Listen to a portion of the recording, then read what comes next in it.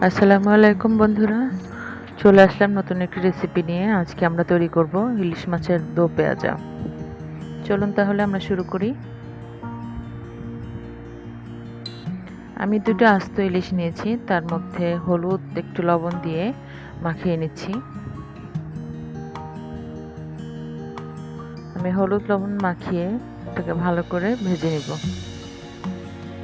অনেকেই ইলিশ মাছের দো পেঁয়াজার মধ্যে রসুন ব্যবহার করেন, আদা ব্যবহার করেন, তো আমি আজকে শুধু পেঁয়াজ দিয়ে করব। আমি মাছ দুটোকে ভালো করে মাখিয়ে নিচ্ছি হলুদ আর লবণ দিয়ে। আমি মাছের মাঝে মাঝে একটু কেটে দিয়েছি, যেন মশলাটা ভালোভাবে ভিতরে ঢুকে যায়। এখন আমি মাছ দুটোকে তেলে ভালো করে ভেজে নেব।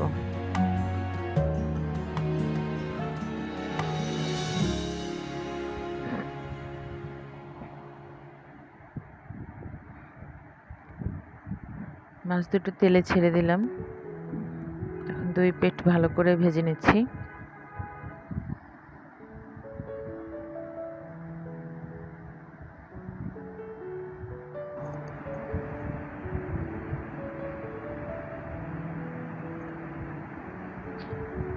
মাছের এক সাইডটা বেশ লাল হয়ে গিয়েছে, এখন আমি উল্টে দিলাম। অন্য সাইডটা ভালো করে লাল করে ভেজে নেব।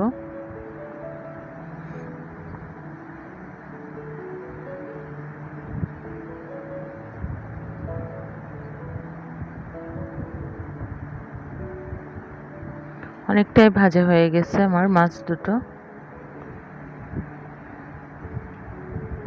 ইলিশ মাছ কার ভালো না লাগে, সবারই প্রিয় মাছ। আর দো পেঁয়াজা করলে তো ভাতের সাথে, গরম ভাত এবং খিচুড়ির সাথে, পোলাওয়ের সাথে অনেক টেস্ট লাগে।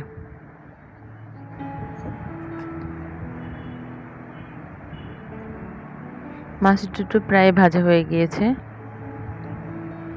আমি এখন এই দুটো তুলে নিচ্ছি।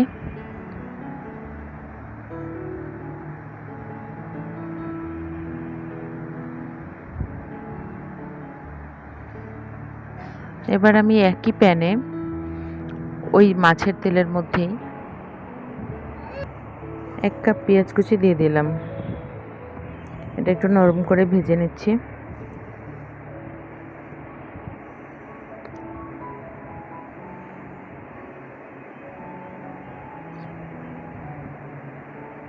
অনেকটা নরম হয়ে গিয়েছে পেঁয়াজ।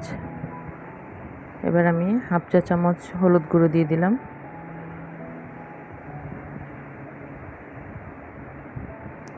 1 চা চামচ মরিচ গুঁড়ো। একটু পানি দিয়ে কষিয়ে নেব।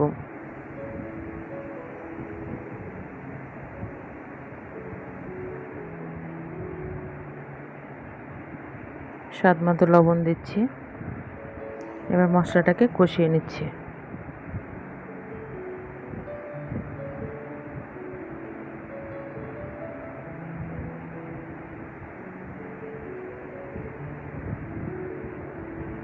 এবার মাছ দুটো ছেড়ে দিচ্ছি।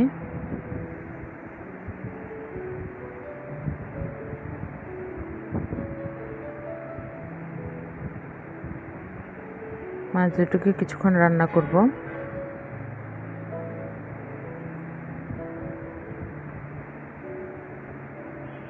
উল্টে দিলাম একটু।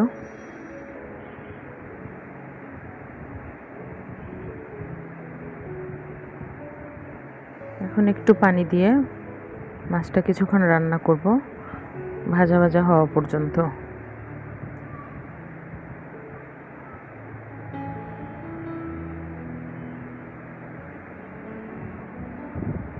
মাছটা তেল ছেড়ে দিয়েছে, আমার মাছটা রান্না হয়ে গিয়েছে।